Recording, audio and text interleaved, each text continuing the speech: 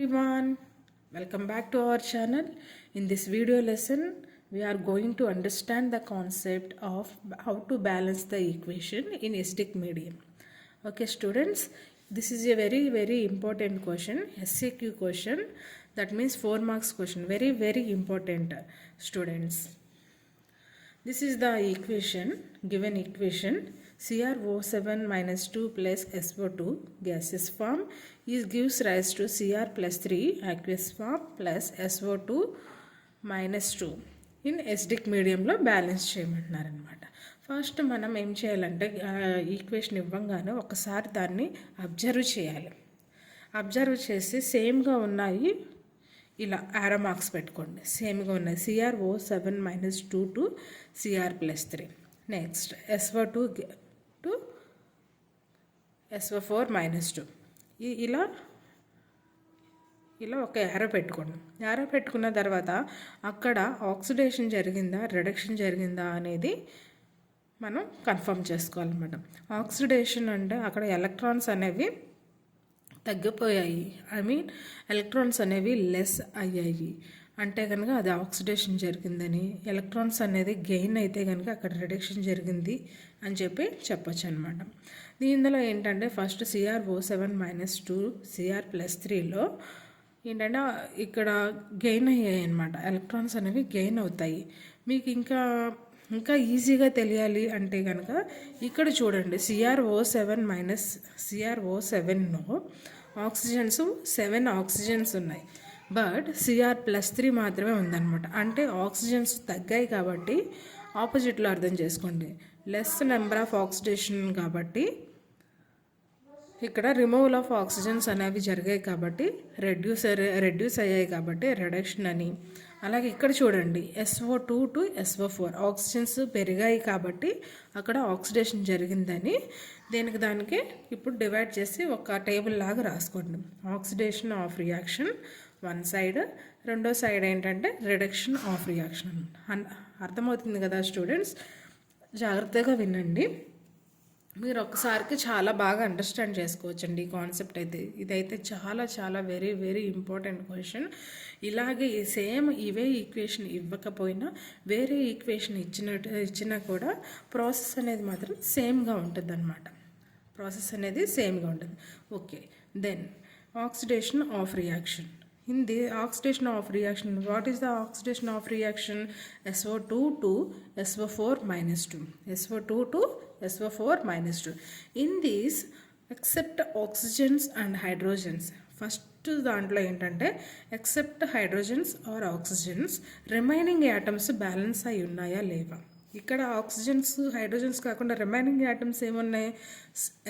Sulphur అనేది ఉందన్నమాట. ఈ ఆల్రెడీ బ్యాలెన్స్ అయింది కాబట్టి ఇంకా దాన్ని వదిలేసి ఉండాలి. రెండో స్టెప్లో ఏంటంటే balance oxygen atoms. Next step oxygen atoms balance చేయాలి. ఆక్సిజన్ యాటమ్స్ బ్యాలెన్స్ చేయాలి అంటే మనం ఏం చేయాలంటే ఎటువైపు అయితే ఆక్సిజన్ యాటమ్స్ తక్కువ ఉన్నాయో అటువైపు same number of, for example ఒక ఆక్సిజన్ యాటమ్ బ్యాలెన్స్ చేయాలి అంటే ఎటువైపు అయితే తక్కువ ఉన్నాయో ఆ సైడ్ 1H2 అనేది యాడ్ చేయాలండి. In case 3 oxygen atoms balance చేయాలి, so we should add 3H2O molecule. Okay, so SO2 to SO4 minus 2. In this side 2 oxygen atoms మనం బ్యాలెన్స్ చేయాలన్నమాట. ఈ సైడ్ 2 ఆక్సిజన్స్ తక్కువ ఉన్నాయి కాబట్టి ఈ లెఫ్ట్ సైడ్ 2H2Oని యాడ్ చేసి రిమైనింగ్ ఈక్వేషన్ ఇలా రాస్తాము. నెక్స్ట్ స్టెప్లో ఆక్సిజన్స్ బ్యాలెన్స్ అయ్యాయి, then we should balance hydrogens. Okay, balance hydrogen atoms by adding H+, that is the acidic medium. Okay, acidic మీడియంలో మనం H+ని ప్రోటాన్స్ అనేవి యాడ్ చేస్తామన్నమాట. హైడ్రోజన్ యాటమ్స్ బదులు హైడ్రోజన్స్ని బ్యాలెన్స్ చేయాలంటే H+ని బ్యాలెన్స్ చేయాలి. Then we should balance electrons also. Okay, so SO2 2H2O. In right side we should add 4H+. Why we should add 4H+? This side left side already 4 hydrogens ఉన్నాయి కాబట్టి right side కూడా 4H+ని add చేసామన్నమాట. So ఈ oxygens hydrogens balance అయిపోయాయి. Next step balance electrons. ఎలక్ట్రాన్స్ని balance చేయాలంటే ఎటువైపు అయితే తక్కువ ఉన్నామో ఆ సైడ్ ఈ మైనస్ ఎలక్ట్రాన్స్ని యాడ్ చేయాలన్నమాట. చూడండి, ఇప్పుడు పైన ఛార్జెస్ ఉంది కదా, ఛార్జ్ని బ్యాలెన్స్ చేయాలంటే ఎలక్ట్రాన్స్ని యాడ్ చేసుకోవాలి. ఓకేనా, అర్థమవుతుందా? సరే, చూడండి, left side 0 0 charge, but right side -2 and 4H plus అంటే 4 అనమాట, +4 0 0 -2 4 +4. So we should add 2 electrons to right side. Okay, that is the remaining equation like this. Okay, then this is 1, this is 1. Then next step reduction of reaction లో కూడా first నేను చెప్పాను కదా, first step ఏంటి, except oxygens and hydrogens ఏవైతే ఉన్నాయో atoms వాటిని మాత్రం బ్యాలెన్స్ చేసుకోవాలి. ఇక్కడ ఆక్సిజన్స్ హైడ్రోజన్స్ కాకుండా రిమైనింగ్ యాటమ్స్ ఏమున్నాయి, క్రోమియం ఉంది. So this side 2 chromiums are there, then right side 1 chromium atoms are there. So we should add 2 అనమాట, balance chromium atoms we should add 2. Okay, then next step balance oxygen atoms we should add water molecule, same thing like this. Okay, in this side left side O7 Cr2O7, 7 oxygen atoms are there, so we should add 7 H2O molecule.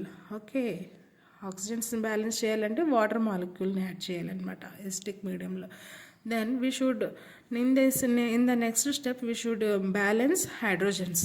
Okay, in this left side there is no hydrogens, so we should in right side we having 14 hydrogens are there, so that's why we should add left side 14H plus. Okay, అర్థమవుతుందా students?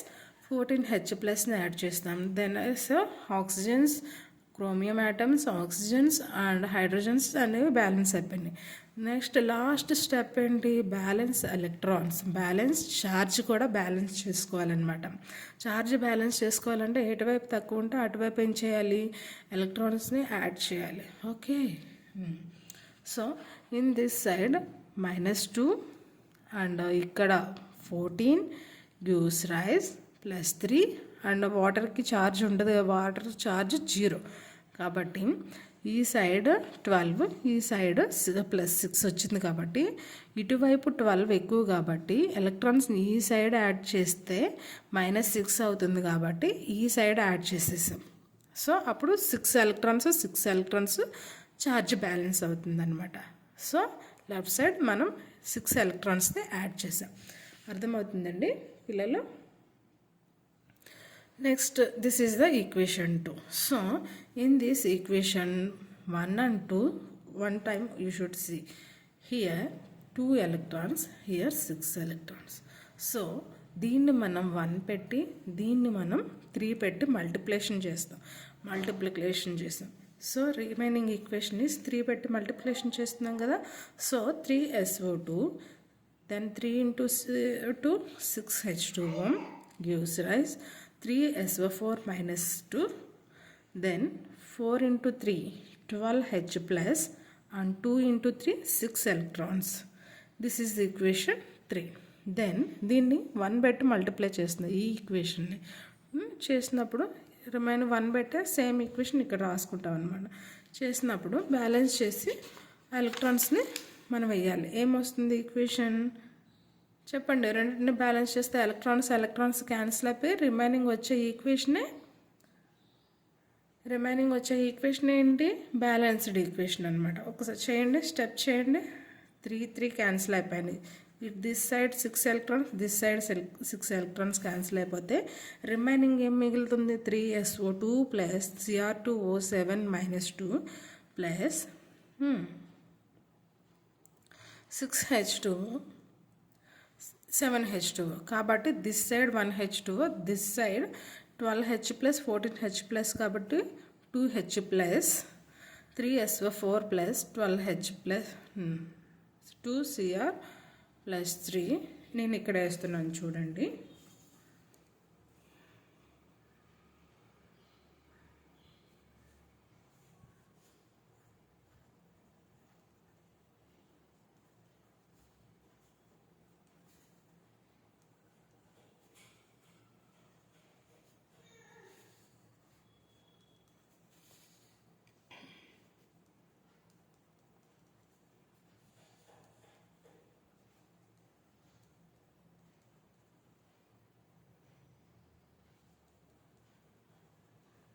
ఒక్క atom తప్పైనా సరే ఏంటంటే equation mistake వచ్చేస్తుందండి.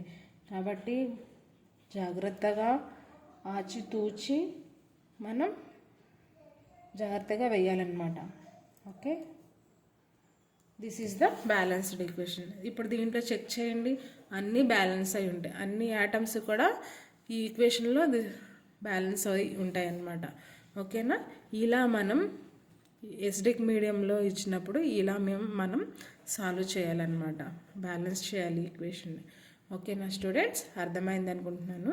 Thank you so much for watching.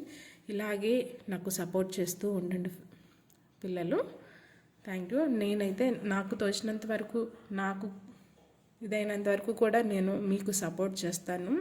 మీరు pass అవ్వాలని నేను ఖచ్చితంగా కోరుకుంటున్నాను. Thank you so much for your support.